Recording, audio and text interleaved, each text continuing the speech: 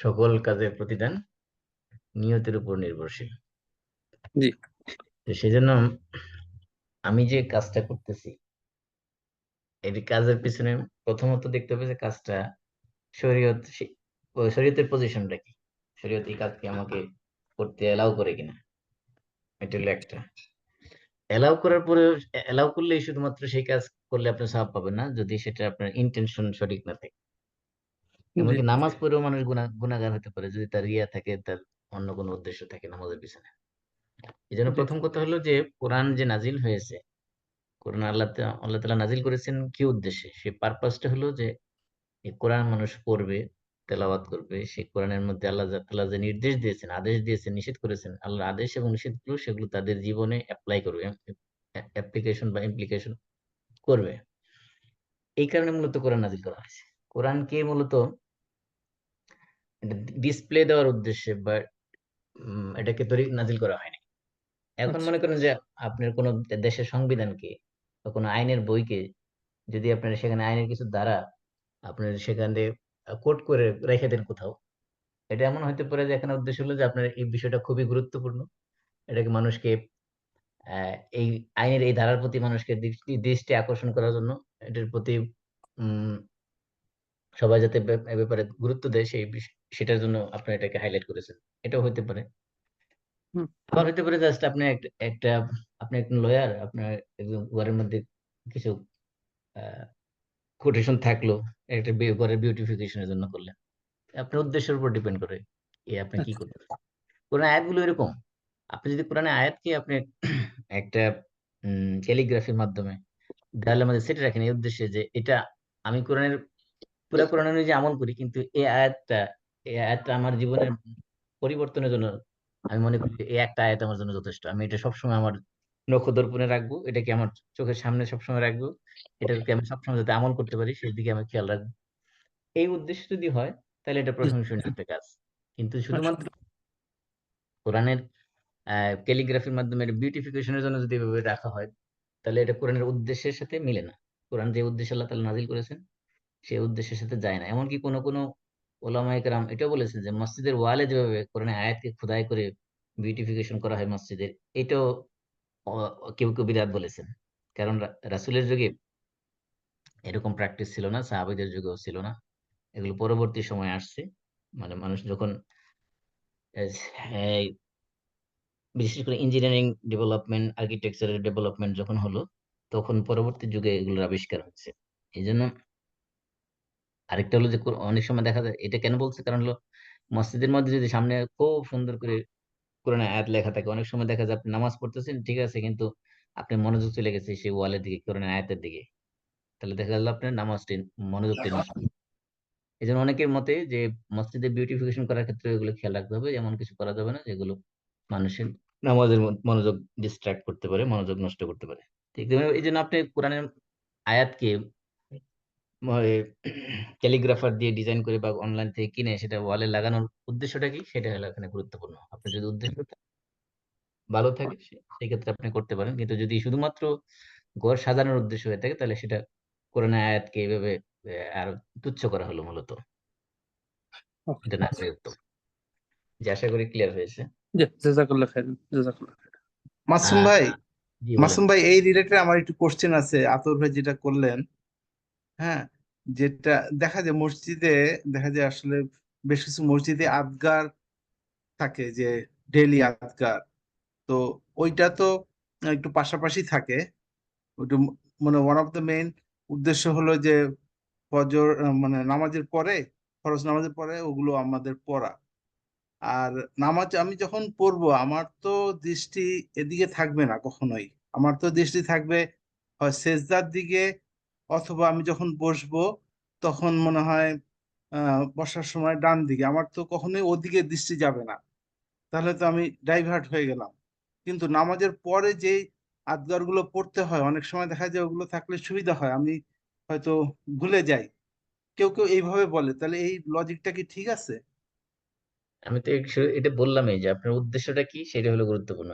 আর ওইখানে যে যে আজকার গুলো দেওয়া হয়েছে সেগুলো আপনাকে রিমাইন্ডার হিসেবে দেওয়া হয়েছে যে আপনি যাতে নামাজ পড়ার পরে, সালাম ফেরার পরে এগুলো পড়তে ভুলে না যান। অথবা অনেক সময় দেখা যায় অনেকে জানে কিন্তু কোনটার পরে কোনটা পড়বে, দেখা গেল যে একটা পড়ছে তো আর একটা পড়ে নাই, সেগুলো যাতে ভুলে না যায় সবগুলো আজকার যাতে ঠিক মতো পড়তে পারে, সেটা রিমাইন্ডার হিসেবে সাধারণত এভাবে রাখা হয়। এটার উদ্দেশ্য এটা না মসজিদকে বিউটিফিকেশনের জন্য না। ওনার যে কনসার্নটা ছিল সেটা হলো যে ঘরকে সুন্দর সাজানোর জন্য কোরআনে আয়াতকে ক্যালিগ্রাফির মাধ্যমে কোনো আয়াত দিয়ে ঘরকে সাজানোর ব্যাপারে ওনার প্রশ্ন ছিল।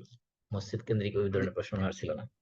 না, আমি জাস্ট ওকে, ওইটা কানেক্টিং একটা হ্যাঁ বুঝতে মানে পারছি করার তো। চেষ্টা করলাম, ওই কারণ ওই কোন ওই কোন মসজিদে দেখা যায় অ্যালাউ হয়, কেউ কেউ আবার আপনি যেটা বললেন ওইটাও ওই রিজনটাও বলে। এটাই জাস্ট ক্লিয়ার হওয়ার জন্য। জাজাকাল্লাহ। ওকে, ঠিক আছে ইনশাআল্লাহ। তো আমরা আহ সূরা কাহফ আলোচনা করতেছিলাম। তো আজকে আমরা সূরা কাহফ থেকে কাহফ আজকে শেষ করে দিচ্ছি ইনশাআল্লাহ। তো আলহামদুলিল্লাহ রাব্বিল আলামিন ওয়াসসালাতু ওয়াসসালামু আলা আশরাফিল আমবিয়া ওয়া সাইয়্যিদিল মুরসালিন نبينا محمد وعلى آله وأصحابه أجمعين. سبحانك لا علم لنا إلا ما علمتنا إنك أنت العليم الحكيم. رب اشرح لي صدري ويسر لي أمري واحلل عقدة من لساني يفقه قولي. اللهم علمنا ما ينفعنا. সবাই পড়েন اللهم علمنا ما ينفعنا وانفعنا بما علمتنا وزدنا علما نافعا. আলহামদুলিল্লাহ, আমরা সূরা কাহফের আজকের একেবারে শেষ অংশটুকু, মানে সূরা কাহফের কনক্লুশন বলতে পারেন। আমরা এই কনক্লুশন খুবই গুরুত্বপূর্ণ। এই জন্য সূরা কাহফের যদি আমরা বলছিলাম যে শুধুমাত্র 4টা স্টোরি দিয়ে শেষ করে দেব, স্টোরির পাশাপাশি আমার মনে হয় কনক্লুশনটা গুরুত্বপূর্ণ হওয়ার কারণে এইটা আমাদের আয়াতের শেষ অংশগুলো এগুলো আমাদের জানা উচিত, সেই জন্য আমি আজকে এই অংশটা চুজ করেছি। আজকে আমরা মূলত সূরা কাহফের 99 নম্বর আয়াত থেকে একবারে শেষ পর্যন্ত ইনশাআল্লাহ সংক্ষিপ্ত আলোচনা করার চেষ্টা করব। আউযু বিল্লাহি মিনাশ শাইতানির রাজিম। বিসমিল্লাহির রহমানির রহিম। আল্লাহ রাব্বুল আলামিন বলতেছেন ওয়া তারাকনা বা'দাহুম ইয়াউমাইযিন ইয়ামুজু ফি বা'দ। আল্লাহ বলতেছেন ওয়া তারাকনা, আমি তাদেরকে ছেড়ে দেব। বা'দাহুম ইয়াউমাইযিন ইয়ামুজু ফি বা'দ। বা'দ মানে কিছু, হুম মানে তাদের। তাহলে বা'দাহুম তাদের কিছুকে, ইয়াউমাইযিন মানে সেদিন, ইয়াউম মানে দিন, আর ইয়াউমাইযিন মানে সেদিন। সেদিন মানে কোন দিন? কিয়ামতের দিন হইতে পারে। আবার কেউ কেউ বলছে যে না, আল্লাহ তাআলা কিয়ামতের আগে যখন ওই ইয়াজুজ মাজুজকে যখন ছেড়ে দিবে, বা তাদের বাঁধ যখন ভেঙে দিবে, যে প্রাচীর জুলকারনাইন তৈরি করেছিল, সেই প্রাচীর যখন ভেঙে ফেলা হবে কিয়ামতের আগে, তারা যখন প্রাচীর ভেদ করে চলে আসবে, তখন তাদের অবস্থা হবে এরকম। তাহলে এখানে মূলত এই এই আয়াত দ্বারা কাদেরকে উদ্দেশ্য করা হয়েছে এই নিয়ে দুই ধরনের ব্যাখ্যা আছে। কেউ বলছে এখানে ইয়াজুজ মাজুজকে উদ্দেশ্য করা হয়েছে, আর কেউ বলছে না, এখানে পৃথিবীর সমস্ত মানুষকে উদ্দেশ্য করা হয়েছে এবং কিয়ামতের দৃশ্যকে উদ্দেশ্য করা হয়েছে। তাহলে অর্থ কি হবে? ও তারাক না, আমি তাদেরকে ছেড়ে দেব। যেমন তারাকতু তারাক না, ফাআলতু ফাআলনার মতো দিল, ফার্স্ট পারসন প্লুরাল। ওয়া মানে এবং, তারাক না আমরা ছেড়ে দিব।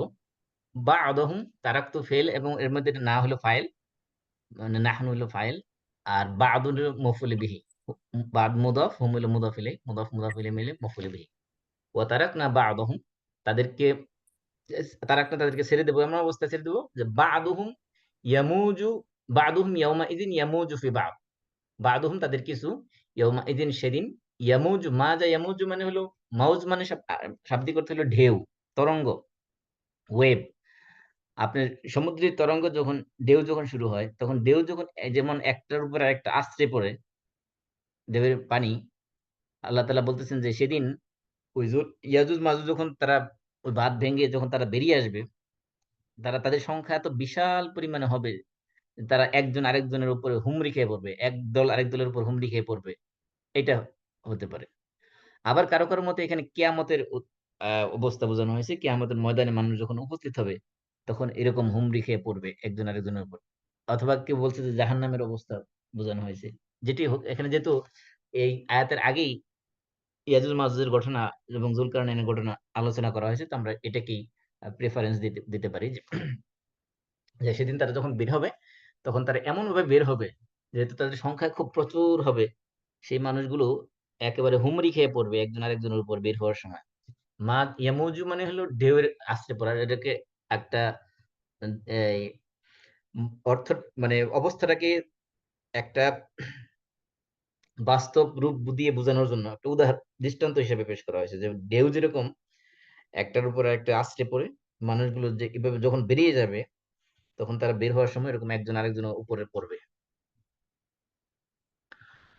এরপরে কি হবে বলছে ওয়ানুফিখা ফিস সূর।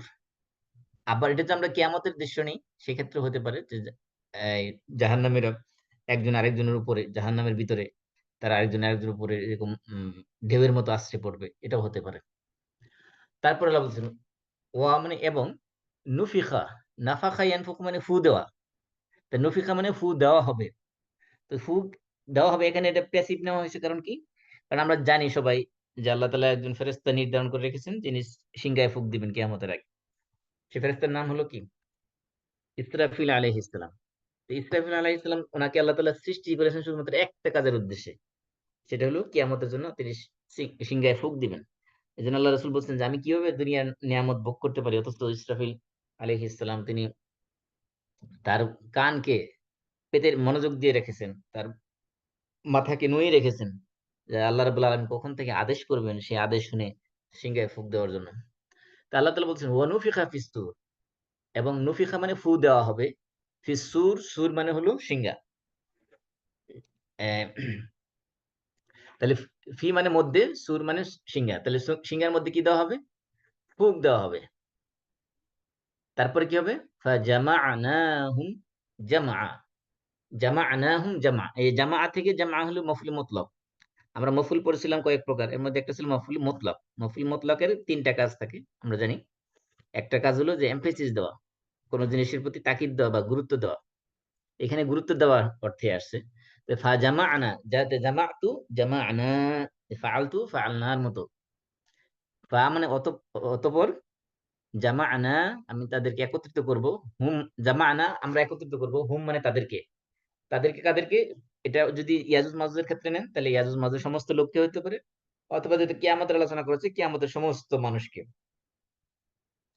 আর পৃথিবীর সমস্ত মানুষকে, এবং আউয়ালিন ওয়াল আখিরিন, ইন্নাল আউয়ালিন ওয়াল আখিরিন লামাজমুউনা লিমিকাতিন ইয়াউমিন মালুম। কোরআনের মধ্যে আছে অন্য জায়গায় যে আল্লাহ তাআলা পৃথিবীর সৃষ্টি শুরু থেকে শেষ পর্যন্ত সমস্ত মানুষকে সেখানে হাশরের ময়দানে একত্রিত করবেন। ফাজামা'নাহুম, তাদেরকে একত্রিত করব, জামআ, তাহলে জামআ এটাকে আরো এমফেসিস দেওয়া হয়েছে, মানে একত্রিত মানুষ যে করব, সব মানুষ একত্রিত করবো, সেখান থেকে কেউ এদিক সেদিক যেতে পারবে না, সবাইকে একত্রিত করা হবে হাসরের ময়দানে। তারপরে কি হবে? ও আরাদনা জাহান্নামা ইয়াউমাইযিন লিল কাফিরিনা আরদা। এখানে সেন্টেন্স স্ট্রাকচারটা দেখেন কত সুন্দর করে আল্লাহ তাআলা উপস্থাপন করেছেন। আগেরটা দেখেন ওয়ানুফিখা ফি ফাজামা'নাহুম জামআ, জামা'নাহুম জামআ, আর এখানে বলছে এই যে জামআ এর সাথে মিলাইছে আরদা, মানে সেন্টেন্সের কনক্লুশনটা মানে ছন্দ মিলানো হয়েছে। ও আরাদনা জাহান্নামা ইয়াউমাইযিন লিল কাফিরিনা আরদা, তে আরাদনা আরদা, আর ওখানে জামা'নাহুম জামআ, ওইটা এই যে আরাদনা থেকে আরদা হলো মফউল মুতলাক। তাহলে এটা হলো ফেল। আরাদন আরাদন মানে হলো ডিসপ্লে দেওয়া, কোনো কিছু প্রদর্শনী দেওয়া। তো ওয়া এবং আরাদনা আমরা প্রেজেন্ট করব, উপস্থিত করব, হাজির করব, ডিসপ্লে দেব কি কে? জাহান্নামা, জাহান্নামা হলো মফউল বিহি, তা আরাদা হলো ফেল, এর মধ্যে আমরা হলো ফাইল। যদিও আল্লাহ তাআলা করবেন কাজটা, করাবেন কাদের মাধ্যমে? ফেরেশতাদের মাধ্যমে, সেজন্য বহু বচন ব্যবহার করা হয়েছে।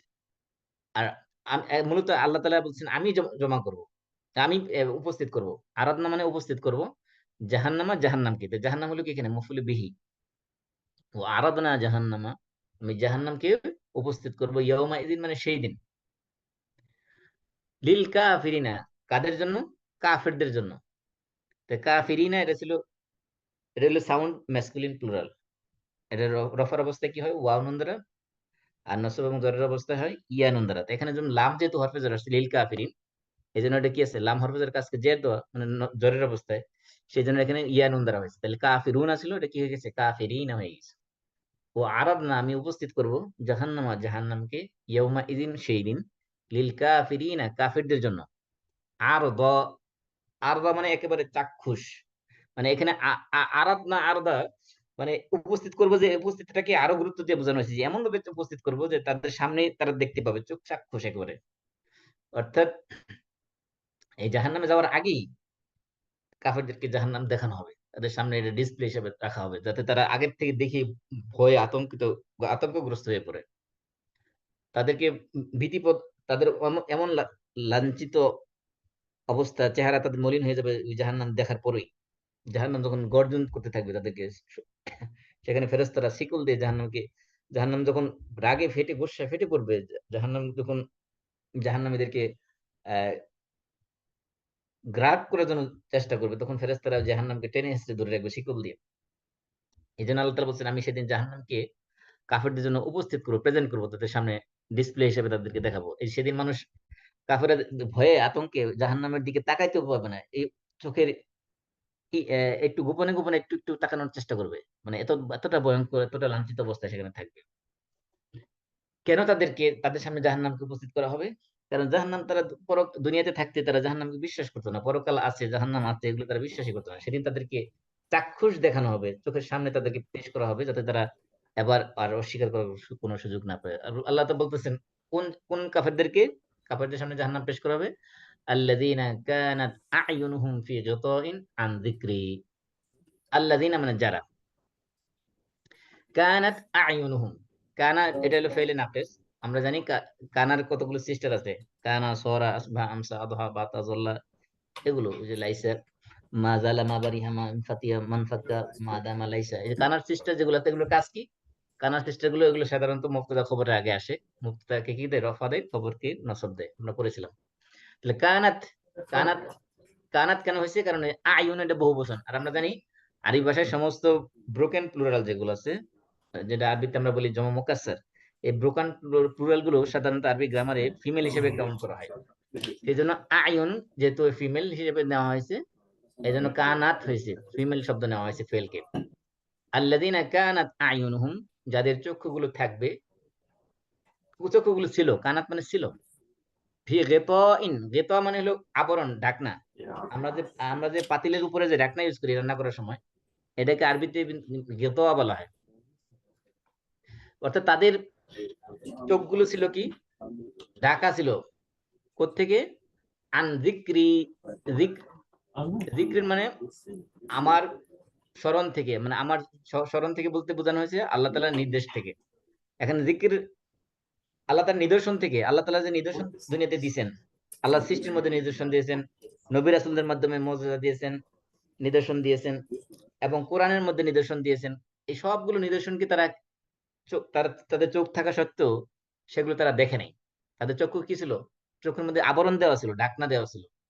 এই চক্ষু দিয়ে তারা কোরআনকে পড়ে নাই, এই কোরআনকে উপলব্ধি করে নাই, কোরআনের বাণী তারা বোঝার চেষ্টা করে নাই, সেগুলো যে আমল করার চেষ্টা করে নাই। সেই কারণে তাদেরকে কি করা হবে? তাদের সামনে জাহান্নামকে উপস্থিত করা হবে। কি কারণে? কোন কাফেরদের সামনে? যারা কি করেছে, তাদের চক্ষুগুলো ছিল আল্লাহর স্মরণ থেকে, আল্লাহর নিদর্শন থেকে, তাদের চক্ষুগুলো ছিল আবরণ দেওয়া, ঢাকা, ঢেকে রাখা ছিল তাদের চক্ষু, অর্থাৎ চক্ষু দ্বারা তারা ওগুলো দিয়ে উপলব্ধি করতে পারে নাই আল্লাহ নিদর্শনকে। এটা একটা কারণ। আর কি? ওয়াকানু, এবং তারা ছিল, ওই কাফেররা ছিল, লা ইয়াস্তাতিউনা সামআ, তারা আল্লাহ তাআলার এই নিদর্শনগুলো তারা শুনেও নাই, আল্লাহ এই উপদেশ তারা শুনেও নাই। আল্লাহর উপদেশ এখানে বলতে পুরা কোরআনকে উদ্দেশ্য হতে পারে। এই কোরআনের নির্দেশ তারা শুনে নাই, এই কোরআনকে তারা চোখ দিয়ে দেখে নাই, এটা পড়ে নাই, বুঝে নাই। এই কারণে তাদেরকে জাহান্নামে নেওয়া হবে, এবং জাহান্নাম তাদের সামনে কি করা হবে? উপস্থিত করা হবে। এরপর আল্লাহ বলতেছেন, আফা হাসিবাল্লাযীনা কাফারু আন ইয়াত্তাখিযু ইবাদি মিন দুনি আউলিয়া ইন্না আ'তাদনা জাহান্নামা লিল কাফিরিনা নুজুলা। আফা হাসিবাল্লাযীনা কাফারু, এই আটা হলো, এটাকে বলা হয় আদাতুল ইস্তিফহাম, মানে প্রশ্নবোধক, প্রশ্ন করার জন্য একটা টুলস হিসেবে ব্যবহার করা হয়। যেমন হাল মানে কি, আ মানে কি, মা মানে কি। আরবিতে কিছু পার্টিকেল আছে যেগুলো দ্বারা প্রশ্ন করা হয়। তার মধ্যে আ হলো একটা পার্টিকেল, এটা দ্বারা কি করা হয়? প্রশ্ন করা হয়। মানে কি, ফা মানে অতএব বা সুতরাং, এই ধরনের অর্থ দেওয়া হয়। তাহলে এই ফা সাধারণত সব শুরুতে আসে, কিন্তু যখন চলে আসে তখন সাধারণত আয়ের পরে ফাটা আসে। তাহলে আফা হাসিবা, আফা আমিনতুম, আফা তুমিনুনা বিবাদিল কিতাব, এরকম আফা দিয়ে বল। যত জায়গায় কোরআনের মধ্যে দিয়ে এবং ফা দুটি একসাথে আসছে, সাধারণত আগে আসে, ফা পরে আসে। আফা মানে কি? তাহলে কি? মানে কি, ফা মানে তাহলে। তাহলে আফা দুটোর একসাথে অর্থ হলো তাহলে কি, আফা হাসিবা, হাসিবা ইয়াহসুবু মানে হলো ধারণা করা, মনে করা। তাহলে আফা হাসিবা তাহলে কি মনে করে নিয়েছে, আল্লাযীনা যারা, কাফারু মানে কুফরি করেছে। তো যারা কুফরি করেছে তারা কি মনে করে নিয়েছে, তারা কি ভেবে নিয়েছে, তারা কি ধরে নিয়েছে, কি ধরে নিয়েছে, আন ইয়াত্তাখিযু ইবাদি, আন ইয়াত্তাখিযু, এটা আমরা জানি এই ফেলে মুদারেকে নসব দেয় কয়েকটা জিনিস, চারটা জিনিস, আন লান কাইজান। তাহলে এখানে আন আসছে যেহেতু, এখানে মূলত ইয়াত্তাখিযুন আসিল, ইয়াত্তাখিযুনের নুনকে ডিলিট করে দেওয়া হয়েছে কারণ এই শুরুতে আন আসার কারণে। তাহলে কি হয়েছে, আন ইয়াত্তাখিযু, এই গ্রহণ করা, ইত্তেখাজ মানে গ্রহণ করা, তা আন ইয়াত্তাখিযু যে তারা গ্রহণ করবে, ইবাদি, আব্দুনের বহুবচন হলো ইবাদ, আর ইবাদ এর সাথে ইয়া যুক্ত হয়েছে, ইয়া মানে আমার। তাহলে ইবাদি মানে আমার বান্দারা, আমার গোলামেরা। তা কাফেরটা কি মনে করে নিয়েছে যে আমার বান্দাদেরকে, ইবাদি আমার বান্দাদেরকে গ্রহণ করা কি হিসাবে, আউলিয়া, আউলিয়া হিসাবে, ওলির বহুবচন আউলিয়া মানে এখানে অভিভাবক হিসাবে, মিন দুনি, দুনা মানে ব্যতীত, নি মানে ইয়া মানে হলো আমার, তাহলে মিন দুনি মানে আমি ব্যতীত, আমাকে ব্যতীত, আমাকে ছাড়া। তাহলে আল্লাহ বলছেন আমাকে ছাড়া আমার বান্দারা, আমার বান্দাদেরকে তারা গ্রহণ করবে অভিভাবক হিসেবে, আউলিয়া হিসেবে। এটা কি তারা মনে করেছে, কি মনে করেছে? এখন কথা হলো যে কি মনে করেছে, এই বিষয়টা এখানে উল্লেখ করা হয়নি। এখন মনে করেন যে যে কোনো জিনিস মানুষ যখন মনে করে, তো একটা জিনিস তো মনে করে, যেমন মনে করে আমি মনে করি সে, যদি এতটুকু বলে রাখেন তাহলে এটা কোনো অর্থ হলো না। তা আমি যদি বলি আমি মনে করি সে একজন ভালো মানুষ, তাহলে এই যে সে একজন ভালো মানুষ, এটা হলো এই মনে করার অবজেক্ট, মানে এটা হলো কি আমরা বলি মফউলি বিহি। তো এখানে আল্লাহ তাআলা বলছেন আফা হাসিবাল্লাযিনা কাফারু আন ইয়াত্তাখিযু ইবাদি মিন দুনি আউলিয়া, তা কাফেররা কি মনে করেছে যে আমার, তারা আমার বান্দাদেরকে আমাকে ছেড়ে আউলিয়া হিসেবে গ্রহণ করবে? তাহলে আমার বান্দাদেরকে গ্রহণ করবে তাহলে কি হবে, এটা কিন্তু এখানে উল্লেখ করা হয়নি। এটা এখানে উজ্জ্ব আছে, হিডেন আছে।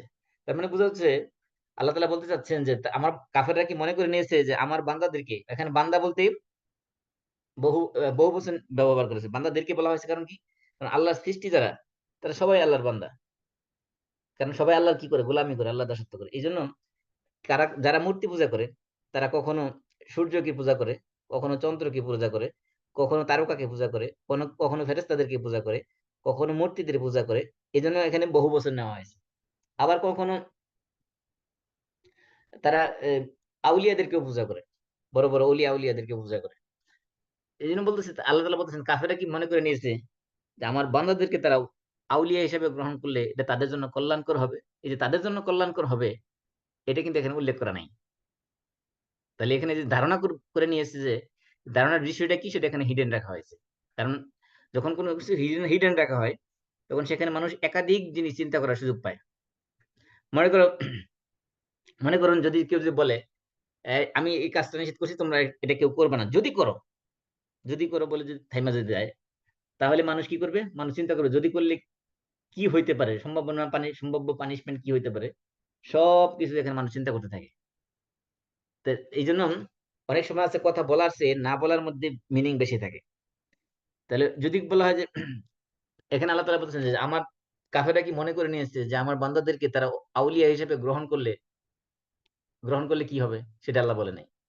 এখানে বোঝানো হচ্ছে যে তারা কি মনে করে নিয়েছে আমি আল্লাহকে বাদ দিয়ে আমার বান্দাদেরকে, তারা যারা যাদের পূজা করতেছেন তাদেরকে অভিভাবক হিসেবে গ্রহণ করলে, আউলিয়া হিসেবে গ্রহণ করলে সেটা তাদের জন্য কল্যাণকর হবে, এটা কি তারা মনে করে নিয়েছে, এটা কি তারা ভেবে নিয়েছে? আল্লাহ বলছে না, সেটা কোশ্চিনকাল হবে না। কারণ কি, কারণ এরপরে বলছে ইন্না আ'তাদনা জাহান্নামা লিল কাফিরিনা নুজুলা। ইন্না মানে নিশ্চয় আমরা, আ'তাদনা, আ'তাদতু, আ'তাদনা, এটা হলো ফার্স্ট পারসন প্লুরাল। আমরা প্রস্তুত করে রেখেছি, ইতাদাদ মানে প্রস্তুত করা, তা আ'তাদনা আমরা প্রস্তুত করে রেখেছি। তাহলে আমরা কেন বলা হয়েছে এখানে, আবার আমরা বলি যে এটাকে হলো সম্মানজনক প্লুরাল। আমি আগেও বলেছি যে আল্লাহ তাআলা কখনো কখনো যে কাজগুলো আল্লাহ তাআলা ফেরেশতাদের সাহায্য নিয়ে করেন, ফেরেশতাদের মাধ্যমে করেন, সেই কাজগুলোর ক্ষেত্রে আল্লাহ বহুবচন ব্যবহার করেন। কারণ ফেরেশতারা যেহেতু কাজগুলো করেছে আল্লাহর নির্দেশে, সেক্ষেত্রে আল্লাহ তাআলা এগুলো বহুবচন ব্যবহার করেন। যেমন আ'তাদনা, আমি প্রস্তুত করে রেখেছি জাহান্নামা, জাহান্নামকে। তাহলে আ'তাদনা হলো ফেল, এর ভিতরে নাহনু হলো ফাইল, দমির, আর জাহান্নাম হলো কি মাফউল বিহি। তাহলে ইন্না, নিশ্চয় আমরা, আ'তাদনা প্রস্তুত করে রেখেছি, জাহান্নামা, জাহান্নামকে। কাদের জন্য? লিল কাফিরিনা, কাফেরদের জন্য। লি মানে জন্য, আল কাফিরিনা মানে কাফেরদের। তাহলে এখানে লাম আসার কারণে আগের মতো কি হয়েছে? কাফিরিনা হয়েছে, নাহলে তা না হলে এটা ছিল কাফিরুনা। কাফিরের এক বচন, বহু বচন হলো কাফিরুনা অথবা কাফিরিনা। এখানে লাম আসার কারণে কি হয়েছে? হরফে জার আসার কারণে কাফিরিনা হয়েছে। ইন্না আত, এই যে আল্লাহ তাআলা বলছেন যে আমার কাফেররা কি মনে করে নিয়েছে আমার বান্দাদের কি আমাকে বাদ দিয়ে আউলিয়া হিসেবে গ্রহণ করলে তাদের জন্য কল্যাণকর হবে না? কল্যাণকর হবে না। কারণ কি?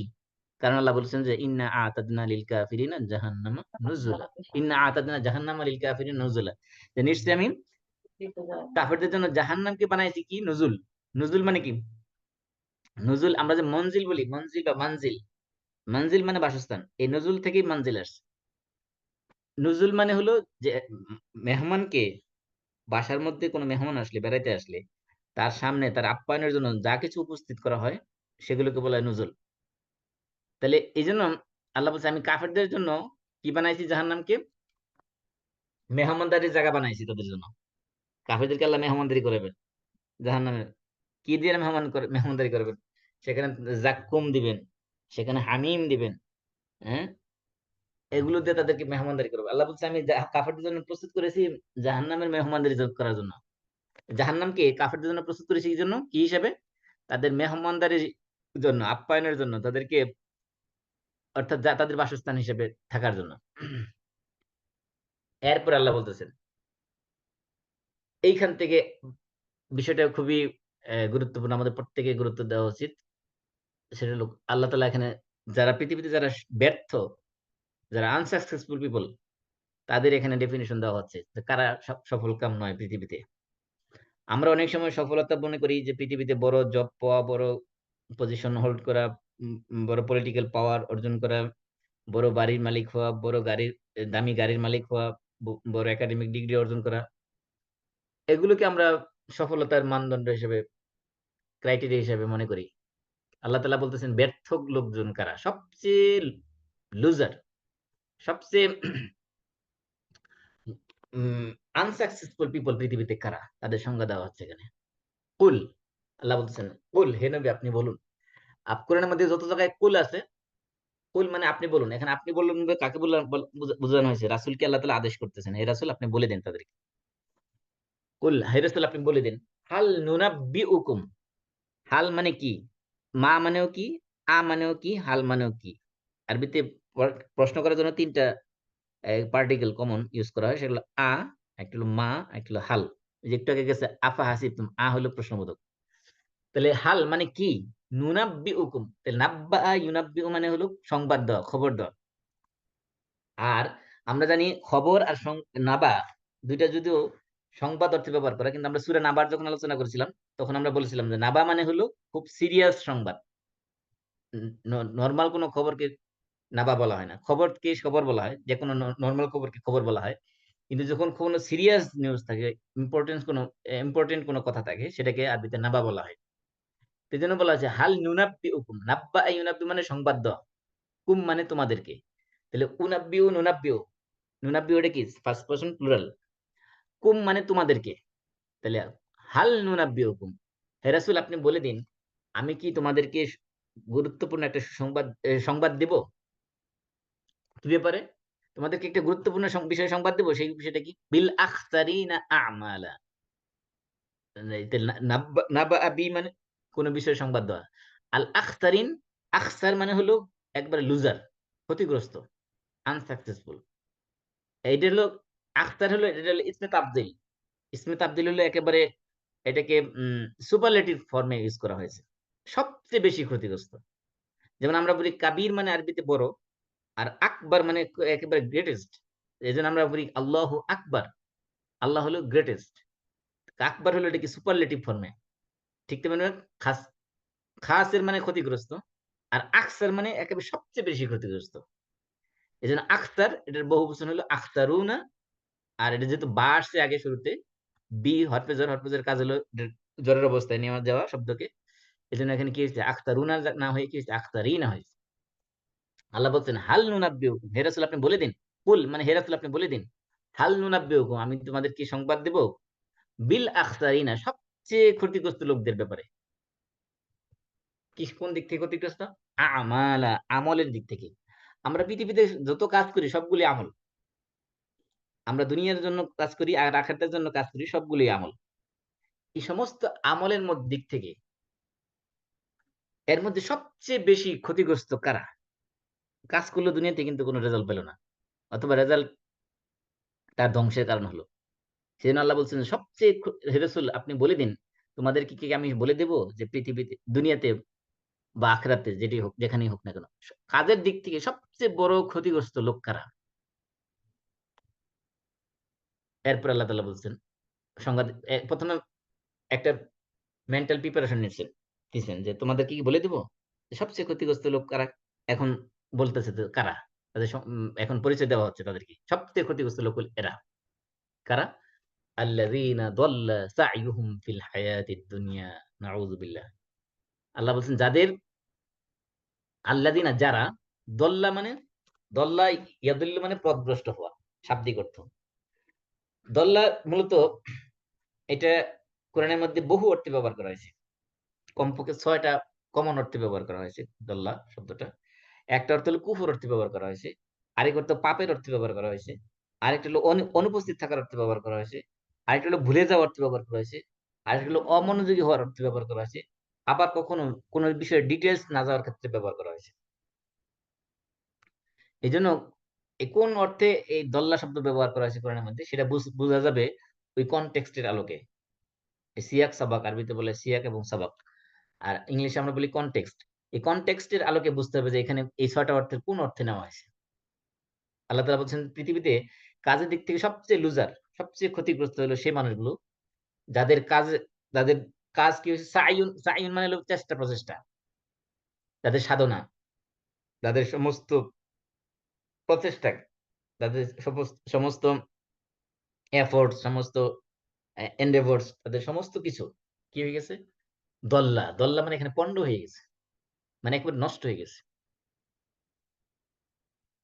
তাহলে দল্লার যদিও ৬টা অর্থ, এখানে সাধারণত ২টা অর্থে নেওয়া হয়।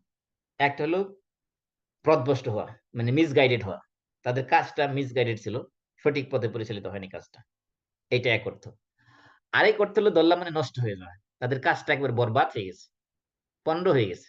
আমরা বলি না পণ্ডশ্রম, পণ্ড হয়ে গেছে, নষ্ট হয়ে গেছে। তাহলে এই ২টা অর্থ সাধারণত এখানে যদিও দল্লা কোরআনের মধ্যে ৬ অর্থ ব্যবহার করেছে, কিন্তু এই আয়াতের মধ্যে ২টা অর্থ নেওয়া হয়েছে। একটা হলো পথভ্রষ্ট হওয়া, বিচ্যুত হওয়া, আরেকটা অর্থ নেওয়া হয়েছে কি, পণ্ড হওয়া বা ধ্বংস হওয়া।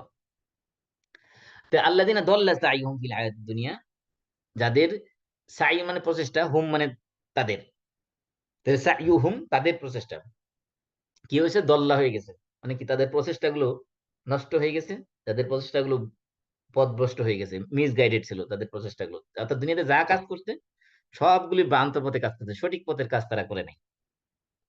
কোথায়? ফিল হায়াতিদ দুনিয়া, ফি মানে মধ্যে, হায়াতের দুনিয়া মানে দুনিয়ার জীবনে, হায়াত মানে তো জীবন, আর দুনিয়া তো দুনিয়াই।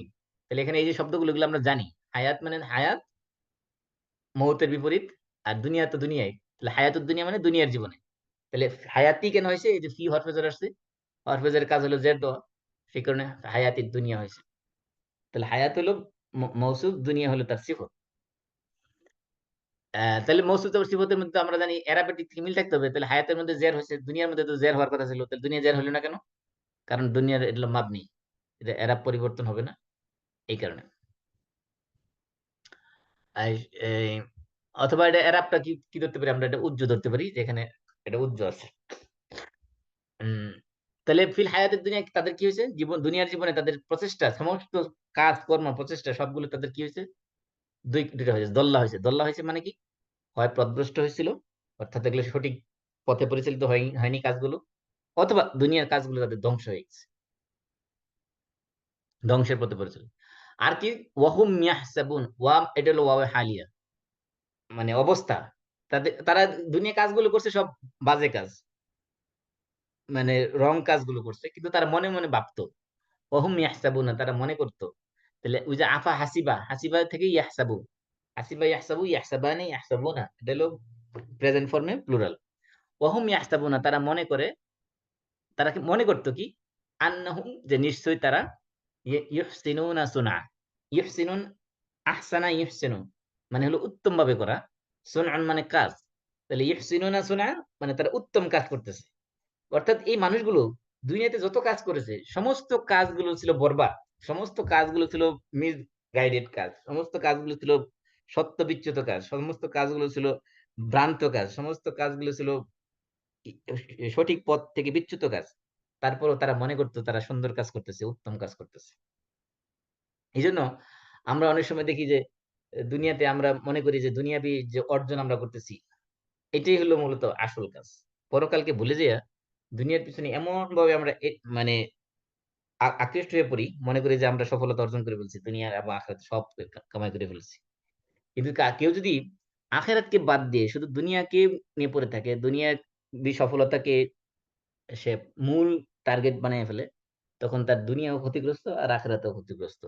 আর যে ব্যক্তি তার দুনিয়াকে বানাবে আখিরাতের লাইফকে উন্নত করার জন্য, দুনিয়ার প্রত্যেকটা কাজের পিছনে সে আখিরাতকে সামনে রাখবে, তাহলে তার দুনিয়াও সফল হবে, আখিরাতও সফল হবে। এই জন্য এই আল্লাহ তাআলা আমাদেরকে দোয়াই শিখিয়ে দিচ্ছেন, রব্বানা আতিনা ফিদ দুনিয়া হাসানা ওয়া ফিল আখিরাতি হাসানা ওয়া কিনা আযাবান নার। আল্লাহ আমাদের দুনিয়াতে উত্তম দিন, ভালো জিনিস দিন, ওয়া ফিল আখিরাতি হাসানা, এবং আখিরাতেও হাসানা দিন। আর কি করুন, ওয়া কিনা আযাবান নার, আমাদেরকে জাহান্নামের আগুন থেকে বাঁচান। তাহলে এই জন্য দুনিয়াতে যারা শুধুমাত্র দুনিয়া কেন্দ্রিক কাজ করবে, দুনিয়া কেন্দ্রিক ব্যস্ত থাকবে, পরকালকে ভুলে যাবে, তাদের কাজের দিক থেকে তারা হলো সবচেয়ে বেশি ক্ষতিগ্রস্ত লোক আল্লাহর দৃষ্টিতে। কারণ কি, কারণ কারণ হলো আল্লাহ তাআলা বলতেছেন, উলাইকা আল্লাযীনা কাফারু বিআয়াতি রাব্বিহিম। উলাইকা, ওরা, এরা হলো তারা, কারা, আল্লাযীনা, যারা, কাফারু, যারা কুফরি করেছে আল্লাহর,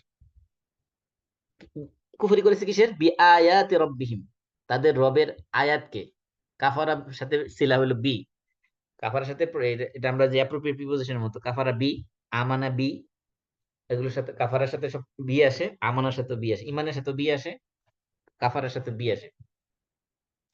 তো কোনো কিছুকে বিশ্বাস করাও বি দিয়ে শুরু হয়, আর কুফরি করাও বি দিয়ে শুরু হয়, বাদ হরফে দিয়ে, এরপরে বি আসে।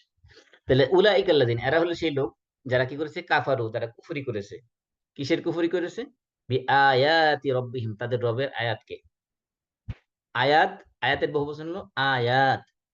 আয়াতের তিনটা অর্থ আছে কোরআনের মধ্যে। সাধারণত আয়াত বলতে তিনটা জিনিস বোঝানো হয়। একটা আয়াত হলো, আয়াতের শাব্দিক অর্থ হলো, লিটারাল মিনিং হলো সাইন, SIGN, সাইন মানে নিদর্শন। এই নিদর্শন বলতে তিন ধরনের নিদর্শন বোঝানো হয়। একটা হলো যে আল্লাহর সৃষ্টি জগতের মধ্যে আল্লাহর সাইন, নিদর্শন। এই যে মনে করেন আল্লাহর সৃষ্টি জগতে আমরা চোখের সামনে যা দেখি সবকিছু আল্লাহর সৃষ্টি নিদর্শন, এগুলো সবগুলো দেখে আল্লাহকে চেনা যায়। এই যে রাত্রের দিনের পরিবর্তন, এই যে বাতাস, এই যে বৃষ্টি, এই যে মেঘমালা, এই যে নদী নালা পানি, এই যে পানি, এই সব কিছুর মধ্যে আল্লাহর নিদর্শন রয়েছে, এগুলো আল্লাহর সৃষ্টি। এটা একটা আয়াত। আল্লাহর সৃষ্টি নিদর্শন, এগুলো আল্লাহর আয়াত, এক নম্বর আয়াত। দুই নম্বর আয়াত হলো মুজিজা। মুজিজাকে কোরআনের পরিভাষায় আয়াত বলা হয়। নবী রাসূলদেরকে আল্লাহ তাআলা যে সকল মুজিজা দিয়েছেন সেগুলোকে আয়াত বলা হয়েছে। যেমন মুসা আলাইহিস সালামকে বলে তিসউ আয়াতিন, মুসা আলাইহিস সালামকে আল্লাহ তাআলা 9টা মুজিজা দিয়েছেন। এই যে তিসউ আয়াত মানে তিসউ মুজিজাত, 9টা মুজিজা। তাহলে আয়াতের তিনটা অর্থ, একটা হলো কি, একটা হলো আল্লাহ তাআলার সৃষ্টি নিদর্শন, আমাদের চোখের সামনে যা দেখি সৃষ্টির, আল্লাহ সৃষ্টি জগতের মধ্যে, সেগুলো আল্লাহর নিদর্শন। এমনকি আমার যে দেহের যে অঙ্গ প্রত্যঙ্গ গুলো, আল্লাহ তাআলা বলছে ওয়াফি আনফুসিকুম আফালা তুবসিরুন, তোমাদের নিজের দেহের ভিতরে আল্লাহ তাআলার আয়াত রয়েছে, নিদর্শন রয়েছে, তোমরা কি দেখো না এগুলো? তাহলে এই যে আল্লাহর সৃষ্টি, এগুলো একটা আল্লাহর আয়াত। দুই নম্বর হলো আয়াত হলো মুজিজা, আল্লাহ নবী রাসূলদেরকে যে সকল মুজিজা দিয়েছেন সেগুলো আয়াত। তিন নম্বর আয়াত হলো কোরআনের আয়াত, আল্লাহ তাআলা আদেশ নিষেধ যেগুলো, কোরআনের বর্ণিত যে সকল আয়াত সেগুলো। তো এই তিনটাকে তারা কুফরি করেছে। এই মানুষগুলো কারা, যারা ক্ষতিগ্রস্ত দুনিয়াতে ও আখিরাতে, এবং আমাদের দিক থেকে সবচেয়ে ক্ষতিগ্রস্ত মানুষ হবে কারা, যারা কি করেছে, দল্লা সাইহুম ফিল হায়াতিদ দুনিয়া, দুনিয়ার জীবনে তাদের সমস্ত কাজগুলো ছিল বরবাদ, মানে মিসগাইডেড, সঠিক পথে পরিচালিত ছিল না, এবং তাদের কাজগুলো ছিল নষ্ট কাজ। কিন্তু তারা মনে করতো যে আমরা উত্তম কাজ করতেছি দুনিয়াতে। আর এরা কারা? এরা হলো যারা আল্লাহর আয়াতকে কুফরি করেছে। আর আয়াত বলতে তিনটা অর্থ নিয়েছি আমরা। একটা হলো, একটা আয়াত হলো আল্লাহর নিদর্শন, সৃষ্টি জগতের নিদর্শন। 2 নম্বর হলো মুজিজা। 3 নম্বর হলো কোরআন আয়াত। এই সবগুলো তারা কুফরি করেছে। ওয়া লিকাইহি, আর কি কুফরি করেছে? ওয়া লিকাইহি, লিকা মানে সাক্ষাৎ, হি মানে তার সাথে, তার সাথে মানে কার সাথে? আল্লাহর সাথে। আল্লাহর সাথে সাক্ষাৎকে তারা অস্বীকার কুফরি করেছে। আল্লাহকে সাক্ষাৎ কুফরি করেছে মানে পরকালকে তারা অস্বীকার করেছে। আল্লাহর সাথে যে মিলিত হতে হবে, আল্লাহর সাথে যে পরকালে সাক্ষাৎ করতে হবে, আল্লাহ তাআলা যে তাদের আমলের হিসাব নেবেন, সেগুলো তারা ভুলে গেছে। দুনিয়াতে কাজ করতে যেয়ে তারা দুনিয়া কেন্দ্রিক এমন ভাবে মশগুল হয়ে গেছে, যারা আল্লাহর নিদর্শন, আল্লাহর আয়াতকে অস্বীকার করেছে এবং আল্লাহর সাথে যে তাদের সাক্ষাৎ হতে হবে পরকালে, এটা তারা ভুলে গেছে। এটা তারা কুফরি করেছে, অস্বীকার করেছে। মানে তারা মনে করছে যে পরকাল বলতে আবার কিছু নাই, দুনিয়ার জীবনটাই শেষ, দুনিয়াতে খাওয়া দাওয়া ফুর্তি করো, এরপরে মানে মরার পরে যা হয় হবে।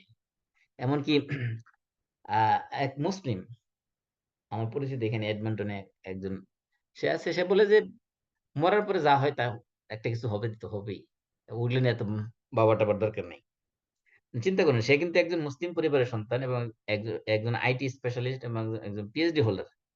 সে বলতেছে যে মরার পরে নিয়ে আমার এত টেনশন নাই কোনো, এই দুনিয়াতে একটু সুখে শান্তিতে থাকতে পারলেই হইলো, মরার পরে যা হয় হোক, ওগুলো নিয়ে মাথা ব্যথা নেই। তো এই যে মানুষ দুনিয়া নিয়ে ব্যস্ত থাকার কারণে এমন অবস্থা হয় যে আখিরাতকে ভুলে যায়, আল্লাহর সাথে যে সাক্ষাৎ করতে হবে, আল্লাহ যে দুনিয়ার সমস্ত কাজের হিসাব নেবেন, এগুলো মানুষ ভুলে যায়। এরা হলো দুনিয়া দুনিয়া এবং আখিরাতে সবচেয়ে বেশি লুজার, সবচেয়ে বেশি ক্ষতিগ্রস্ত, আনসাকসেসফুল পিপল। এর ফলে তাদের কি হয়েছে? আল্লাহ তাআলা বলছেন ফা, ফা মানে সুতরাং, হাবিতত আমালুহুম, হাবিত মানে নষ্ট হয়ে যাওয়া, ধ্বংস হয়ে যাওয়া, আমালুহুম তাদের সমস্ত কাজ। আমলের বহুবচন হলো আমাল। আমরা যে আমল বলি, আমল নেক আমল, আমলের বহুবচন হলো আমাল। হাবিত, হাবিত হাবিত হাবিতু হাবিতত, এই যে ফাআলা, ফাআলা থেকে আমরা যেমন পড়ছিলাম না, ফাআলা ফাআলা, তো ফাআলাত, এটা কোন সিগা? এটা হলো third person singular female, third person singular for female. তাহলে এখানে হাবিতত মানে কি? নষ্ট হয়ে গেছে। হাবিতত মানে নষ্ট হয়ে গেছে। কি নষ্ট হয়ে গেছে? আমালুহুম তাদের কাজগুলো।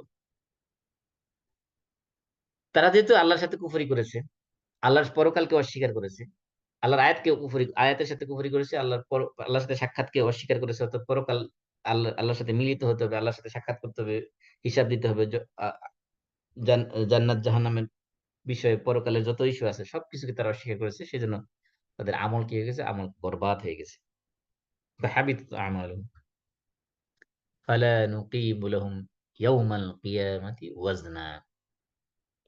ফা মানে সুতরাং, লা নুকিমু, আকামা ইউকিমু মানে প্রতিষ্ঠা করা, লাহুম তাদের জন্য, ইয়াউমাল কিয়ামাতি কিয়ামতের দিন, ওয়াজনা মানে ওজন। আমরা বাংলায় ওজন বলি, যে ওজন কিন্তু আরবি শব্দ। এই যে ওয়াজন, ওয়াজনা, এটা ওয়াজনা কেন হয়েছে? এটার মফউল বিহি হিসেবে। লা নুকিমু, আমরা ওজন করব না, ওয়াজনা মানে নুকিমু মানে প্রতিষ্ঠা করব না, ওয়াজনা মানে কোনো ওজন, তার জন্য কোনো ওজন আমরা দাঁড় করাবো না। মানে কি? তার মানে কি তাদের কোনো ওজন হবে না? তাদের আমলের কোনো ওজন আল্লাহ তাআলা নিবেন না? বিষয়টা এমন না। তাহলে তাদের ওজন ওজন প্রতিষ্ঠা করবে না, ওজন কায়েম করবে না, মানে হলো কি? তাদের ওজন, তাদের যে হিসাব নেওয়া হবে, সেই হিসাব তাদের কোনো কাজে আসবে না, তাদের কোনো উপকার আসবে না। বরং এখানে লাহুম দেখেন, লাহুম, এখানে দেখেন দুইটা শব্দ, আরবি ভাষায় সাধারণত লাহুম এবং লা যদি বলা হয় কারো পক্ষে, বলা হয় লা। যেমন I am, I am for you, মানে আমি তোমার পক্ষে আছি। আর যদি বলি আই এম এগেইনস্ট ইউ, আমি তোমার বিপক্ষে আছি। এরকম এই ফর এবং এগেইনস্ট যেরকম ইংলিশে ব্যবহার করা হয়, আরবিতে এরকম লা এবং আলা, অথবা লি এবং আলা। তো লাম মানে জন্য, কারো পক্ষে ফেভারে যখন আসে তখন লা, আর আলা যখন আসে তখন মানে কারো বিপক্ষে। তাহলে এখানে আল্লাহ তাআলা বলছেন ফালা নুকিমু লাহুম, লাহুম মানে তাদের পক্ষে, তাদের ওজন দেওয়া হবে, তাদের আমলের হিসাব নেওয়া হবে, কিন্তু হিসাবটা তাদের পক্ষে যাবে না। কি হবে? আলাইহিম হবে, নুকিমু আলাইহিম, তাদের ওজনটা হবে কি আমাদের ময়দানে, যেটা হবে সেটা হলো তাদের বিপক্ষে যাবে, তাদের পক্ষে যাবে না। তাদের এই ওজন তাদেরকে দেওয়া হবে, কারণ আল্লাহ তাআলা বলছেন কি, ফামান ইয়ামাল মিসকালা যাররাতিন খাইরান ইয়ারা ওয়া মান ইয়ামাল মিসকালা যাররাতিন শাররান ইয়ারা। যে ব্যক্তি যাররা পরিমাণ, অনুপরিমাণ ভালো কাজ করবে তাও সে দেখতে পাবে, আর যে ব্যক্তি অনুপরিমাণ খারাপ কাজ করবে তাও সে দেখতে পাবে। এবং অন্য আয়াতে বলছেন আম্মা মান সাকুলাত মাওয়াজিনহুম, যার ওজনের ভারী হবে কিয়ামতের দিন, ফাহুয়া ফি ঈশাতির রাদিয়া, সে থাকবে সন্তোষজনক এক জীবনযাপন সেখানে করবে। আর আম্মা মান খাফফাত মাওয়াজিনহু, আর যার ওজন হালকা হয়ে যাবে, ফা উম্মুহু হাওিয়া, তার বাসস্থান হবে হাওিয়া নামক জাহান্নাম। ওমা আদরাকা মা হিয়া, আর আপনি কি জানেন হাওিয়া কি? আল্লাহ বলছেন নারুন হামিয়া, সেটা হলো উত্তপ্ত আগুন। তাহলে এই যে ওজন, তাদের কাফেরদের ওজন, আমলের ওজন করা হবে না, বিষয়টা এটা বোঝানো হয়নি। এখানে ওজন করা হবে না মানে হলো যে এই আমলগুলো তাদের যেগুলো আছে সেগুলো তাদের পক্ষে কোনো কাজে আসবে না কিয়ামতের দিন, এক নম্বর। অথবা সেই আমলগুলো, এগুলো কোনো ওজনে দেওয়ার মতো কোনো বিষয় হিসেবে থাকবে না। যেমন আল্লাহ তাআলা কোরআনে অন্য আয়াতে বলছেন, ওয়া কাদিমনা ইলা মা আমিলু মিন আমালিন ফাজআলনাহু হাবাআম মানসুরা। কাফেররা যত আমল করেছে সে আমলের দিকে যখন আল্লাহ তাআলা দৃষ্টি নিক্ষেপ করবেন, আল্লাহ তাআলা যখন সেগুলোর দিকে মনোযোগ দিবেন, আল্লাহ তাআলা বলছেন ফাজআলনাহু হাবাআম মানসুরা, সেগুলো আমি উড়ন্ত ধূলিকণায় পরিণত করে দেব। এই যে আপনারা আহ, ঘরের মধ্যে যখন সূর্যের আলো পড়ে, সেই আলোর মধ্যে যে সূর্যের আলোতে যে ছোট ছোট ধূলিকণা দেখা যায় কিস কিস করতে থাকে, ওইরকম ছোট ছোট ধূলিকণায় পরিণত করে দেবো, তাদের আমল সব বরবাদ করে দেবো, ধ্বংস করে দেবো। এই জন্য আল্লাহ শুরুতে বলছেন হাবিতাত আমালুহুম, তাদের আমল বরবাদ হয়ে গেছে, ধ্বংস হয়ে গেছে, নষ্ট হয়ে গেছে। ফালা নুকিমু লাহুম ইয়াউমাল কিয়ামা, তাদের কিয়ামতের দিন তাদের জন্য আমি ওজন করব না। ফালা নুকিম মানে প্রতিষ্ঠা করবো না, ওয়াজনা মানে ওজন, তাদের জন্য ওজন দাঁড় করাবো না মানে কি, তাদের আমলের কোনো ওজন থাকবে না, এবং অথবা তাদের আমলের ওজন গুলো তাদের কোনো পক্ষে কাজে আসবে না, তাদের বিপক্ষে কাজে আসবে। এই জন্য দুনিয়াতে আমরা অনেক কাজ করি, কিন্তু এই কাজ যদি কিয়ামতের ময়দানে মিজানের পাল্লায় যদি কোনো ওজন না আসে, তাহলে ওইটা কোনো কাজই না, ওটা ওই কাজটা আমার জীবনে ধ্বংসের জন্য কারণ হয়ে দাঁড়াবে। যেমন মনে করেন এক লোক পরীক্ষা হলে ঢুকলো, সে পরীক্ষা খুব সুন্দর করে আনসার করছে, হাতের লেখাও সুন্দর এবং চমৎকার আনসার করছে, কিন্তু যে প্রশ্নের পরীক্ষা সাবজেক্টে চাওয়া হয়েছে, সেই প্রশ্নের উত্তর না দিয়ে সে অন্য প্রশ্নের উত্তর দিয়ে আসলো পরীক্ষার খাতা। তাহলে সে যত সুন্দর করে লেখুক না কেন, তার ওই খাতার এক্সামিনার যখন দেখবে তাকে কোনো মার্কই দিবে না। কারণ হলো, কারণ যে আনসার সে করেছে, যদিও আনসার গুলো খুবই চমৎকার, খুবই সুন্দর, 100-এ 100 পাওয়ার মতো, কিন্তু এই আনসার তার কাছে চাওয়া হয়নি, তার কাছে প্রশ্ন চাওয়া হয়েছিল অন্য ধরনের না, সেই প্রশ্নের উত্তর না দিয়ে সে অন্য উত্তর দিয়েছে। এই জন্য যত সুন্দর কাজই হোক না কেন, সেই কাজের সে কোনো যেরকম তার খাতার মধ্যে সে জিরো পাবে, ঠিক তেমনি কাফেররা দুনিয়াতে যত ভালো কাজই করুক না কেন, তাদের কাজের কোনো প্রতিদান কিয়ামতের দিন দেওয়া হবে না, এক বিন্দু পরিমাণ দেওয়া হবে না। অন্য হাদিসে আসছে যে কাফের যদি কোনো ভালো কাজ করে, দুনিয়াতে কোনো নেক কাজ করে, সেটার প্রতিদিন আল্লাহ তাআলা তাকে দুনিয়াতে দিয়ে দেন। যেমন মনে করেন একজন কাফের, সে যদি তার পিতামাতার সাথে সদাচরণ করে, ভালো আচরণ করে, তাহলে তার বিনিময়ে দুনিয়াতে আল্লাহ তাআলা তার হয়তো রিজিক বাড়িয়ে দিবেন, অথবা তার অন্য কোনো ভালো কিছু করে দিবেন। কিন্তু ইমানদার যখন নেক কাজ করবে, আল্লাহ রাব্বুল আলামিন তাকে দুনিয়াতে তো পুরস্কার দিবেনই, এবং তার মূল পুরস্কার, আসল পুরস্কার দেওয়ার জন্য পরকালের জন্য সেটা রিজার্ভ করে রেখে দিবেন। এই জন্য কুফরি হলো এমন একটা কাজ যার কারণে জীবনের সমস্ত আমল বরবাদ হয়ে যাবে। এই জন্য ইমান আনার পরও আমরা অনেক সময় কুফরি করে ফেলতে পারি, আমার না জানা সত্য। এই জন্য কুফর নিয়ে আমাদের আর বিস্তর স্টাডি করা দরকার। কোন কোন কারণে মানুষ ইমান নষ্ট হয়ে যায়, সেগুলো নিয়ে মানুষের কুফরের দিকে ধাবিত হয়, সেগুলো বিশেষ করে ইমান ভঙ্গের যে কারণ 10টা, সেগুলো আমাদের স্টাডি করা উচিত আরো ব্যাপকভাবে। তাহলে তা দেখা যাবে, তা নাহলে দেখা যাবে যে আমরা কাজ করতেছি ঠিকই জান্নাত পাওয়ার আশায়, কিন্তু কোন কোন অবস্থায় যে আমরা ইমান হারা হয়ে গেছে আমরা নিজেরা হয়তো জানবো না। এই কোরআনের আরেকটা পদ্ধতি হলো, এই যে এখানে আল্লাহ তাআলা বলছেন কাফেরদেরকে, যে যারা তাদের সবচেয়ে ক্ষতিগ্রস্ত কারণ কি, কারণ তারা আখিরাতকে অস্বীকার করেছে, আল্লাহর আয়াতকে অস্বীকার করেছে, এজন্য কি আমাদের আমল ওজন করা হবে না। আরেকটা কি, আর আর কি পুরস্কার, যালিকা জাযাউহুম জাহান্নাম, জাযা জাযা মানে পুরস্কার, তাদের পুরস্কার দেওয়া হবে, রিওয়ার্ড দেওয়া হবে। কি রিওয়ার্ড? জাহান্নাম। জাহান্নাম হলো তাদের পুরস্কার। কি কারণে? বিমা কাফারু, যে তারা যে কুফরি করেছিল, এই কুফরের কারণে তাদের জাহান্নাম হলো তাদের পুরস্কার দেওয়া হবে, প্রতিফল দেওয়া হবে। আর কি, ওয়াত্তাখাযু, কি কারণে জাহান্নাম তাদের পুরস্কার হিসেবে দেওয়া হবে? এক নম্বর কারণ হলো বিমা কাফর, এক নম্বর তারা কুফরি করেছে। কুফরি করেছে কিসের প্রতি? আল্লাহর আয়াতকে অস্বীকার করেছে, নবীদের মুজিজাকে অস্বীকার করেছে, আল্লাহ সৃষ্টির নিদর্শনকে অস্বীকার করেছে, সবগুলো তারা কুফরি করেছে। আর কি করেছে? ওয়াত্তাখাযু আয়াতি ওয়া রুসুলি হুজুয়া। হুজুউন মানে হলো ঠাট্টা বিদ্রূপ, রিডিকুলাস, কোনো কিছুকে রিডিকুল করা, মানে একেবারে হাসি তামাশার বস্তুতে পরিণত করা। তারা কি করেছে? ওয়াত্তাখাযু আয়াতি, আমার আয়াতগুলোকে, আল্লাহ তাআলার আয়াত বলতে আমি তিনটা অর্থ বলেছি। আয়াতের এক অর্থ হলো আল্লাহ তাআলার সৃষ্টি জগতে যে নিদর্শন সেগুলো। আয়াতের আরেক অর্থ হলো আল্লাহ তাআলার মুজিজা, নবীদের রাসূলদের যে দিয়েছেন। আয়াতের আরেক অর্থ হলো কোরআনের আয়াত।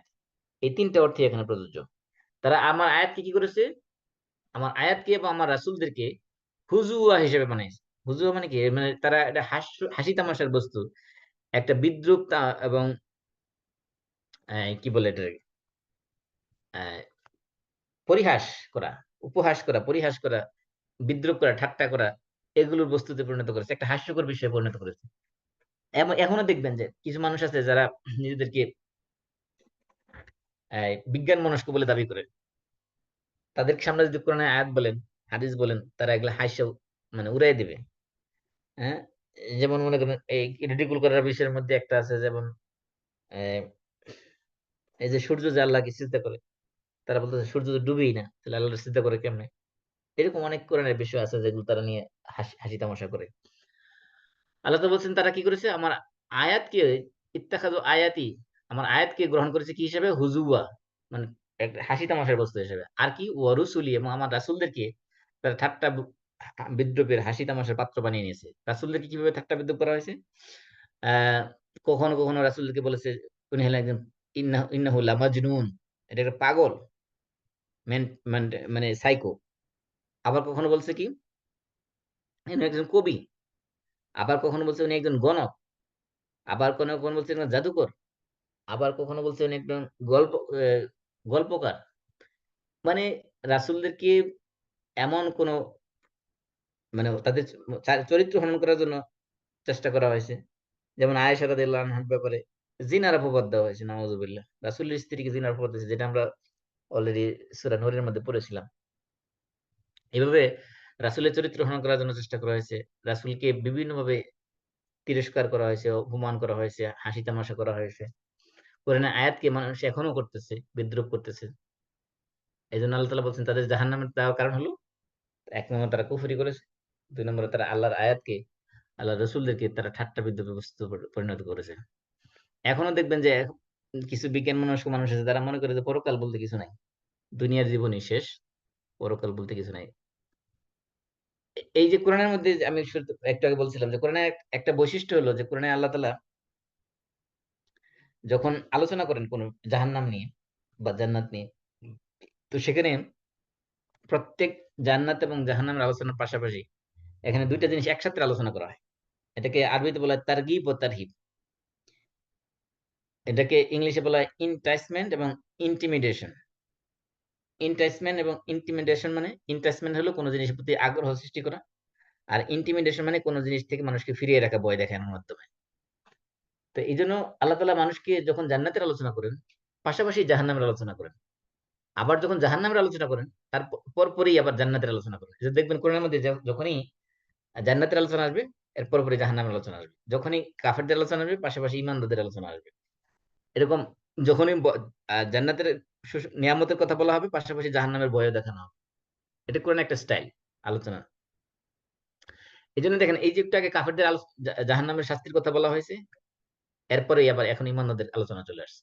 আল্লাহ বলতেছেন এই যে ইনসাইটমেন্ট, ইন্টাইসমেন্ট এবং ইন্টিমিডেশন, এই পদ্ধতির অংশ হিসেবে ঈমানদের আলোচনা আসছে। এরপরেই আল্লাহ বলছেন ইন্নাল্লাযীনা আমানু, নিশ্চয় যারা কি করেছে? ঈমান এনেছে। ওয়া আমিলুস সালিহাত, এবং যারা কি করেছে? আমলে সালেহ, নেক কাজ করেছে। কানাত লাহুম জান্নাতুল ফিরদাউসি নুজুলা। আগে বলেছিল এই যে নুজুল মানে বলছিলাম আতিথেয়তা। আল্লাহ তাআলা কাফেরদের জন্য কি বলছে? কাফেরদের ব্যাপারে বলেছিল যে এই এই যে ইন্না আ'তাদনা জাহান্নামা লিল কাফিরিনা নুজুলা। দেখেন কাফেরদের ক্ষেত্রে যেই শব্দটা ব্যবহার করেছে, এই যে নুজুলা শব্দটা কিন্তু ব্যবহার করেছে। আমি কাফেরদের জন্য জাহান্নামকে বানিয়েছি তাদের নুজুল। নুজুল মানে কি? আতিথেয়তা, মেহমানদারির স্থান হিসেবে। আবার ঈমানদারদের আলোচনা যখন আল্লাহ করেছেন, তখন দেখেন একই শব্দ ব্যবহার করেছে। আল্লাহ বলছে ইন্নাল্লাযীনা আমানু, নিশ্চয় যারা ঈমান এনেছে, ওয়া আমিলুস সালিহাত, এবং নেক কাজ করেছে, কানাত লাহুম জান্নাতুল ফিরদাউসি নুজুলা, তাদের জন্য আপ্যায়নের জন্য জাহান স্থান রাখা হয়েছে কি জান্নাতুল ফেরদৌসকে। জান্নাতুল ফেরদৌস, ফেরদৌস শব্দের অর্থ হলো বাগান, জান্নাত মানেও বাগান। তো জান্নাতুল ফেরদৌস মূলত জান্নাতের সর্বোচ্চ স্তর। এজন্য আল্লাহ রাসূল বলছেন, তখন যদি তোমরা আল্লাহর কাছে জান্নাত চাও তখন তোমরা ফেরদৌস চাবে, কারণ ফেরদৌস হলো আ'লাল জিনান, জান্নাতের মধ্যে সবচেয়ে উঁচু স্তর, এটা একটা লেভেল। তো বলা বলছে যারা ঈমান আনবে এবং সৎ কাজ করবে তাদের জন্য রাখা হয়েছে কি, তাদের জন্য রয়েছে কি জান্নাতুল ফেরদৌস নুজুলা, নুজুল মানে আপ্যায়নের স্থান হিসেবে, আপ্যায়নের জায়গা হিসেবে, তাদের জন্য আপ্যায়নের জন্য রয়েছে জান্নাতুল ফেরদৌস। সেখানে কি হবে, খালিদিনা ফিহা, সেখানে তারা চিরকাল থাকবে। খালিদিনা, খুলুদ মানে হলো কোন জায়গায় শাশ্বত কাল, চিরকাল সেখানে থাকা। ফিহা মানে ফিল জান্নাতুল ফেরদৌস, ফি মানে মধ্যে, হা মানে ওই জান্নাতুল ফেরদৌস, এখানে তারা চিরকাল থাকবে। লা ইয়াবগুনা, বাগা ইয়াবগু মানে হলো কামনা করা, কোনো কিছু চাওয়া। তো লা ইয়াবগুনা মানে তারা চাইবে না। এখানে ইয়াবগু বা ইবতেগা এগুলো সমার্থক প্রায়। যেমন আমরা বলি ইয়াবতাগুনা ওয়াজহাল্লাহ, ইয়াবতাগুনা ওয়াজহাল্লাহ, তারা আল্লাহর সন্তুষ্টি কামনা করে। তাহলে বাগা ইয়াবগু, ইবতেগা ইয়াবতাগু মানে কামনা করা, চাওয়া। তারা জান্নাতে চিরকাল থাকবে, লা ইয়াবগুনা সেখানে তারা চাইবে না। আনহা মানে এ, হা এর মার্জা হলো জান্নাতুল ফেরদাউসের দিকে, ওই জান্নাত থেকে চাইবে না। হেওয়ালা মানে মানে স্থানান্তরিত হওয়া, মানে এই জান্নাত থেকে বের হয়ে অন্য কোথাও যাইতে তারা চাইবে না, কারণ জান্নাতে এত নাজ নিয়ামত, এত উম আরাম আয়েশ সেখানে তারা ভোগ করবে, যে জান্নাত থেকে বের হয়ে আর কোথাও তারা যাইতে যাবে না। কারণ স্বাভাবিকভাবে মানুষের একটু প্রশ্ন জাগে যে একটা বাসা যত সুন্দর বাসায় হোক না কেন, সেখানে একটা নির্দিষ্ট কাল থাকার পরে মানুষের বিরক্তি চলে আসে, এক সময় মনে চায় যে এই বাসাটা পাল্টায় আরেকটা নতুন বাসায় যাই। এই জন্য অনেক মানুষ আছে যে কখনো নিজের আবার নিজের বাসা বানাইবে না, খালি ভাড়া থাকবে সারা বছর। কারণ কি, ভাড়া থাকলে যখন যেখানে যে এলাকায় মন চায় সেখানে যাওয়া যায়, যেখানে নতুন নতুন বাসা এনজয় করা যায়। অনেকে আছে যে এক বাসায় থাকতেই পছন্দ করে, এক জায়গায় সবসময় থাকবে, এই যে বোরিংনেস যাতে না আসে সেজন্য মানুষ চায় যে স্থানান্তর হইতে, এক জায়গা থেকে আরেক জায়গায় যাইতে। কিন্তু আল্লাহ তাআলা বলছেন যে না, জান্নাতে যারা যাবে, জান্নাতীরা কখনো কি করবে না, লা ইয়াবগুনা আনহা হিওয়ালা। এই হেওয়ালা মানে স্থানান্তর হওয়া, এই জান্নাত থেকে বাড়িয়ে অন্য কোথাও যাবে এরকম তারা কেউ চাবে না। মানে এই জান্নাতে একবার ঢুকার পরে চিরকাল সে এখানেই থাকতে যাবে। অনেক সময় মানুষ মনে করতে পারে যে এত এত নিয়ামত, একটা খাওয়ার পরে দেখা যাবে একটা সময় হয়তো মানুষ ওই নিয়ামতের প্রতি বিতৃষ্ণা এসে যেতে পারে, এটার প্রতি আর আগ্রহ না থাকতে পারে। বলছে না, এখন এমন কখনোই হবে না।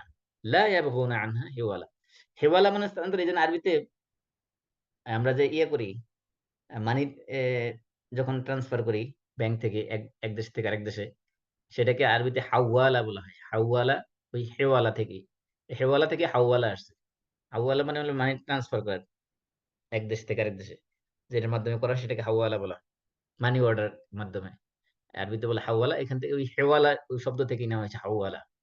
মানে ট্রান্সফার করা মানে কি, এক জায়গা থেকে আরেক জায়গায় যাওয়া। মানে এই জান্নাত ছেড়ে দিয়ে তারা অন্য কোথাও যাইতে তারা কেউ লা ইয়াবগুনা মানে চাবে না, কামনা করবে না কখনো। এরপর আল্লাহ তাআলা বলতেছেন, কুল লাউ কানাল বাহরু মিদাদাল লিকালিমাতি রাব্বি, হে রাসূল আপনি বলে দিন, লাউ কানাল বাহরু, এই যে সমুদ্র, এই সমুদ্র যদি হয়, মিদাদ মানে কালি, লিকালিমাতি রাব্বি, আমার রবের কালিমা লেখার জন্য, আমার রবের বাণীগুলো লেখার জন্য যদি সমুদ্রের পানি কালি হয়, লানাফিদাল বাহর, তাহলে সমুদ্র কালিগুলো শেষ, সমুদ্রের পানিগুলো শেষ হয়ে যাবে। ক্বাবলা আন তানফাদা কালিমাতু রাব্বি, অর্থাৎ আমার রবের কালিমা লেখার আগেই সমুদ্রের পানি শেষ হয়ে যাবে। ওয়ালাউ জিনা বিমিসলিহি মাদাদা, যদি আমি এই সমুদ্রের পানির সমপরিমাণ আরো পানি নিয়ে আসি, মানে কালির সমপরিমাণ আরো কালি নিয়ে আসি।